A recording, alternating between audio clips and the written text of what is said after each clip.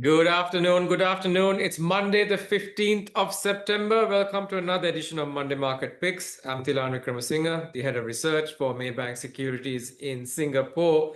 Now, markets are holding steady at record high levels, awaiting central bank rate decisions. The most important of this will be the Fed. I mean, there's almost a foregone conclusion that there'll be a quarter point cut this week. But is that going to be enough, or is that going to be a situation where investors sell on the news? If it's only a quarter point cut. So that's something that we will be watching out very, very closely. But one sector that continues to charge ahead, despite whatever the interest rate expectations are, is the AI sector. Now, this is a mega story, and that continues to go forward. So that's what we're going to be focusing a little bit more on today in our show, on AI and Southeast Asian AI in specifically. We'll start with Sea Limited, who is firing on all cylinders. We got Hussaini, who's just upgraded the target price for this stock. And we'll find out why he's very bullish and where AI is going to play a part in that story. Then we'll deep dive into the neo-cloud boom in Southeast Asia, and that's driven by AI demand as well. Who are going to be the winners in this? Then Elon Musk and his Starlink is entering direct to cell phone services to enable regular 4G, 5G phones to connect to Starlink. What does that mean for the ASEAN telcos, and who are going to be the winners there? And then we cross across the causeway to discuss the Malaysian market, and our head of Quant, Seng Yao, is going to join us to take us through his latest portfolio of picks as well. So let's first start with C, and let's have Hussaini on the show. Now, Hussaini, you've raised the stock target price to $238 from 205. Part of the reason is Shopee raising seller commissions for the second time in a year. Can you explain the significance of this?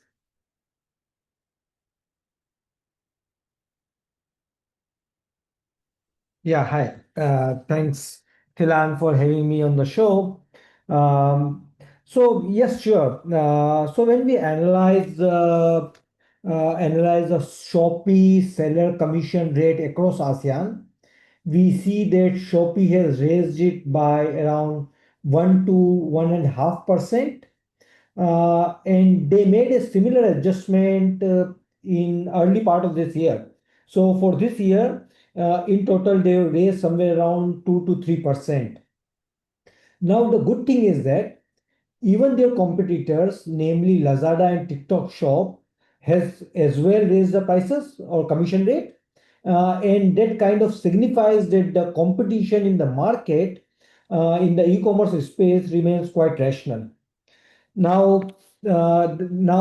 with this increasing take rate, the blended take rate in ASEAN is around 10 to 11%, and it is still below that of the global markets or global peers at somewhere around 11 to 15%. Okay, so this signifies that there is still room for further take rate increases in ASEAN, even with the steep take rate increase we had seen this year. Now, on the back of all these adjustments, we expect Shopee revenues to grow at around 24% CAGR over the next 3 years, and their EBITDA to grow at 160% CAGR over the next 3 years. Now, even with this steep growth, we are of the view that company continues to invest into growth. So monetization is one factor we see, but at the same time, company continues to invest in growth, and that is also going to help going forward. Got it. Now, I want to speak about Garena, their gaming arm, right? I mean, they've been kind of a one-hit wonder, really. They've got like this 8-year-old Free Fire game. How relevant is this? And in your report, you talk about how they're embedding AI. So can you take us through what that is and how that's going to be that's going to change the outlook for this business. Yeah, sure. So maybe first on Garena and the one of the key investor concern for the last 2 3 years had been that Garena is a one game wonder, which is Free Fire, right? So one of the concern is that it's an 8 year old game and they are too much dependent on that game. So what are the risks? And that had been one of the key investor concern. What we Mm, see is that that concern is little bit fading, and that is mm, linked to the fact that Free Fire remain to be an evergreen franchise. It's played by more than 100 million gamers on a monthly basis, on an average, and it is one of the most played game globally. So interest levels on the Free Fire is not going down. That is kind of abating the investor concerns a little bit. But at the same time, what we had seen is that company is also investing into new games in terms of publishing new games in the last 1 to 1.5 years. That pace of new publication has increased. They've also developed a new in-house game called Free City, and that is in the soft launch. But that kind of signifies that company is looking to diversify out of the Free Fire as well.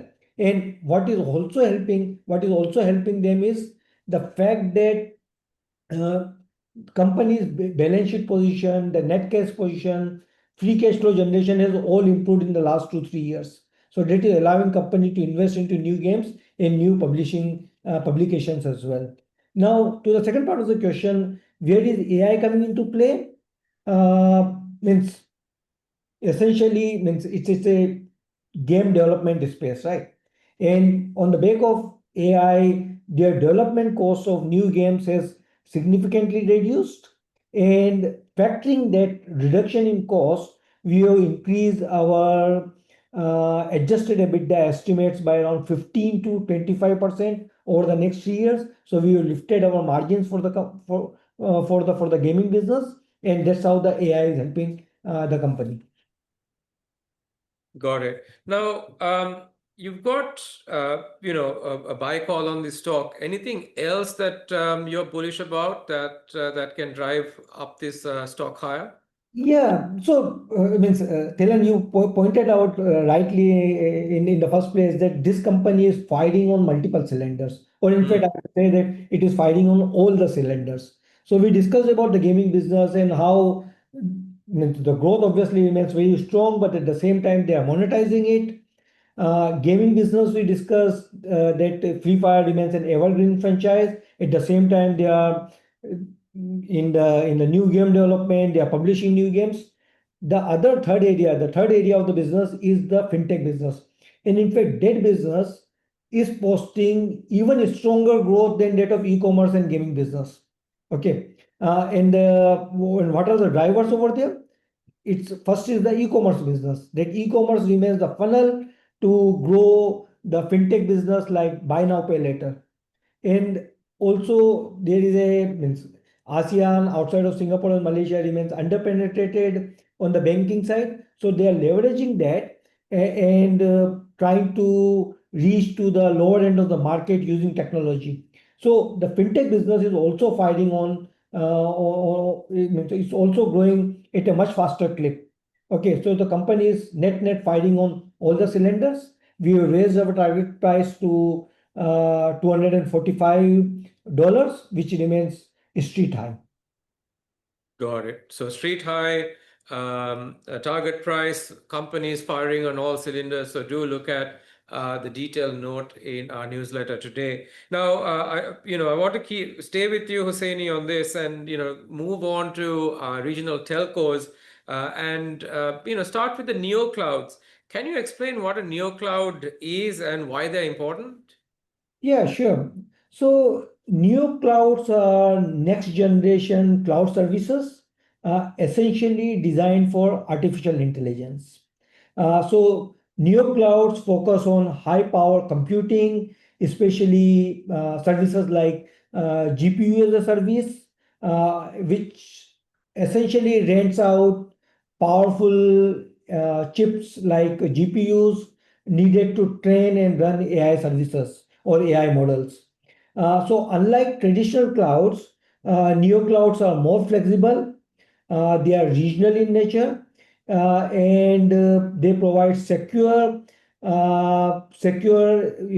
platform or environment to run AI models, and they are essentially focused in areas like providing AI services to local enterprises and governments to provide AI computing power. Got it. And so what's happening in Southeast Asia, and how will that impact the telcos in our region? Yeah, sure. So maybe taking a bit of a step back. So what is happening is that we are seeing a very strong demand for neo clouds, and that is exemplified by recent deal of Microsoft with Nebius. Nebius is a cloud neo cloud. The deal is worth $19 billion. Also, if you see that Oracle has raised its guidance significantly, and Oracle is also emerging as a very strong player in this AI workloads, and essentially it is also a neo cloud kind of a cloud service provider. I am talking about Oracle. Hmm. So this kind of exemplifies the demand for neo cloud, and as per and telcos are playing a major role in this space as well. Okay, and uh, as per ABI research, they estimate that telco neo cloud market could be almost $21 billion by 2030. So that kind of underlines that telcos can benefit quite a lot from this race for neo clouds. So who's going to benefit the most? Yeah. So in the ASEAN context, in the ASEAN telco context, we see Singtel and Indosat in Indonesia to benefit the most. Now, Singtel has taken the lead within the telco space till last year. They were more in the experimentation phase, but going forward, they are going to scale it significantly. They are going to deploy GB200 and GB300 GPUs from NVIDIA, the latest generation GPUs, in their upcoming data center in Singapore. They have data centers in or AI data centers in Malaysia, Thailand, where I'm of the view that they are also going to deploy these neo clouds. So Singtel is emerging as a leading player in this space. Indosat in Indonesia also, they have given a guidance that for this year they are going to book revenues of around $35 million, and going into next year it will more than double to almost 70 to 75 on a minimum. Margins Hmm. over there are also quite strong at around 60%. So in ASEAN telco context, we see Singtel and Indosat as a potential winner. Got it. Now, very quickly, I want to speak about Elon Musk, but before that, we've got Andrew Lim who's asking, Singtel's had a good run, up 40% year to date. Is it too late to join the party, or is there a risk of a pullback? All right. So Andrew is not, just the one, because when we talk to investors, this is the first question we get, that Singtel has run up, means what are the next catalysts? In Hmm. our view, we have outlined two to three catalysts for Singtel, which is not yet appreciated by the investment community. First is this the data center side and the neo cloud side, right? In the data center side as well, companies taking quite a big strong leaps. Now, as far as data center is concerned, till 2028, FY28, it is clear that okay, means revenues are going to grow at 20% CAGR, their EBITDA is going to double, and things like that. It is very well clear. I am of the view that even beyond FY28, we expect to see a strong growth. As we are of the view that Singapore government has launched CFA2 for next wave of data center development in Singapore, and I'm of the view that Singtel is likely to benefit or likely to get a portion of that development. Singtel is also expanding into markets like Japan and Korea. So data center side is very clear. Neo cloud we discussed. Optus as well, I am of the view that is not very well appreciated.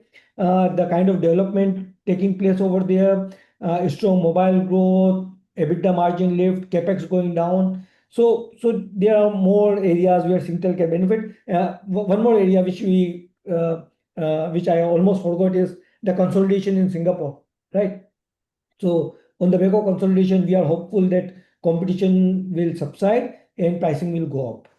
Okay, so there's still more to run. That's good. Now, very quickly, Hosseini, we've got Elon Musk saying that SpaceX has announced that they will have direct-to-cell phone services soon. Now, how does that impact the competitive landscape of telcos in Singapore, and who will benefit the most? Yeah, Not in Singapore, but regionally. yeah. So, see, the direct to cell technology is that using satellite, you can access your voice, SMS, and data on your own mobile. So, right now, the technology is we use terrestrial network or cell tower driven network. Okay. So, the alternative technology they are working on is that through satellite, you can access the network, mobile network. Voice and SMS to an extent is well developed, right? So the area they are next going to go into is data, right? So now Elon Musk, in my view, Elon Musk is the last person whom we can not take seriously, right? Given their cutting edge technologies they are developing. So if they develop this technology, I think it could create some competition with the mobile operators who are operating terrestrial or mobile cell tower kind of link network. Now, where it can create competition is not in Singapore, in my view, because Singapore is very well developed, but in markets which are having large geographies or markets which have difficult terrains like say Indonesia or Philippines, outside of Java in Indonesia, I mean to say. So in those markets, outside of urban areas, there are still blind spots where telco networks are not able to reach. Okay, especially for the smaller operators. So if smaller operators tie up with say Starlink or SpaceX in order to provide coverage in those blind spots, they can kind of narrow the gap versus their bigger competitors. So I'm of the view that smaller operators in those markets like Indonesia, Philippines, Australia to benefit. In our view, the beneficiaries could be Excel and Indosat, who are the smaller players in Indonesia, Dito Telecommunication in Philippines, and Optus, which is owned by Singtel in Australia. Got it. Thanks, Hosseini, for joining us. With that, I want to move across the causeway. Lim Su Lin has released a strategy update for the Malaysian market after the second quarter results.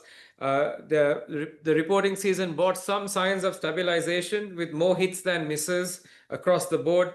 Over 60% of the companies met expectations, while 14% actually beat forecasts. Importantly, 80% of the KLCI constituents delivered in line, a big improvement from just 53% the last quarter. This provides support for the index, keeping the year-end KLCI target unchanged at 1660 with a bull case target of 1760. On earnings growth, we have trimmed 2025 forecast slightly to 1.5%, while 2026 it's at 8.2%. Banks, consumer, plantations, REITs, were broadly steady, while the standout performers were the small and mid caps, particularly CPE Tech, Northeast, MN Holdings, and Wellchip. Turning to stock calls, we have refreshed our top picks. Additions include Hong Leong Bank, IHH Healthcare, EcoShop, SD Guthrie, Westports, MN Holdings, and Northeast Group. We've reinstated SolarWest, reflecting their new project wins as well. Deletions from the top pick includes Public Bank, AMMB, Aeon, Itmax, Aztec, as well as Whitetail Power, which has been downgraded to a hold after a strong run-up. That said, everything remains a buy except for Whitetail Power. Amongst large caps, The conviction names are Tenaga National, Gamuda, Hongleong Bank, IHH, ST Guthrie, and Westport. In the small and mid cap space, the favorites include Farm Fresh, KPJ, Frontken, Pavilion REIT, Solar West, Northeast, and MN Holdings. Looking ahead, catalysts are mostly domestic centric. The rollout of the RON 95 fuel subsidy, the new investment incentive framework, and budget 2026. Externally, semicon tariffs is a key watch point, but with tariff de-escalation, risks look fairly manageable. In summary, the market is showing resilience. Large caps are steady, but if you're hunting for alpha, small and mid caps is the place to be. That actually brings us to a very good segue to bring our head of Quant Seng Yao on the line. Seng Yao, you're saying that there are clearer skies for Malaysia ahead. What's driving this confidence? Yeah, hi, Dylan, and thanks for having me on the show. Indeed, I think Sulin is right on many counts, and we do see that in our on our quant screens as well. So first and foremost, when we talk about quants, we are really talking about factor investing here. And factors are basically characteristics of stocks like P/E ratio as an example. These ratios that uh, basically drive the returns and risk profile of the security over time. So we track 50 of these factors or ratios, and their trends give us a lot of clues that whether any market is risk on or risk off. So in the case of Malaysia, market sentiment was firstly clearly good, and this was supported by, as you mentioned earlier, U.S. tariff clarity of 19%, which Mm. is lower versus the original 24%. Then the second point here is that on the 13 Malaysia plan, which was also kind of released on the same day that the tariffs were announced, this basically, the 13 MP basically sets the strategic direction for Malaysia's economic and social development over the next 5 years. And the government is basically targeting growth of 5.1% per annum, which is broadly in line with the last 12 MP target of 5%. So things are actually looking quite well on this front as well. And then lastly, when we look at valuations of the Malaysian equity market, um, slight different spin here compared to how Sulin is looking at this. When we Mhm. look at the PE range of how the Malaysian market has traded over the last 10 years, PE is basically trading at less than 25th percentile of this 10-year period range. So in short, it's cheap. And I think many of the initial risk factors that markets are pricing in, for example, on the export front, things might not be looking so as positive as before. I think some of that has actually been clarified based on the latest developments, and that's why we are seeing this kind of risk on environment for Malaysia equity markets. Got it. Risk on and cheap. So those are two good factors to have. So can you go through the most notable rebalancing changes to your model portfolios? Yeah, sure. So we think that the value and growth factor styles and small caps will likely drive the market performance for Malaysia in the short term. For value, we like consumer discretionary stocks like Bamals Auto and DXN. And in REITs, we like IGB Commercial REIT. I mean, looking at the interest rate environment, this move, likely a cut that we will get from the Fed over the next few days, will likely also benefit the REIT sector. And we think that IGB Commercial REIT will be one of the better beneficiaries within this theme. And for small caps, we like Critical Holdings and MN Holdings. In the tech space, we like Frontken and Gritech. Right. And lastly, for the growth style, assuming that the export trends come back to a normalized state. We do like Westports for increased traffic flow on the marine transportation side. And in the construction space, we continue to like Gamuda. And there's also one last stock that I should mention, which is Farm Fresh, which is in the consumer staple space. This company is in the business of manufacturing and distribution of dairy and plant-based products, and there are certain capacity RAM projects that is coming on stream, and I think that's going to be quite positive for the story as well. Got it. Sangya, thanks for joining the show. But before you go, very quickly, can you tell our listeners and viewers where can they access these model portfolios? Yeah, most certainly. So, for clients who have access to Maybank Trade SG app, once you log in, there's a button where you can find all the research where MIBG's research content is localized. It's called the Market Insight tab. Click on that, and there will be a sub menu for model portfolios. That's where all the model portfolios can be located. Brilliant. Thanks, Sangya. Thank you. And that's all the time we have for today. So thank you for your support. Have a profitable trading week ahead, and we'll see you next week.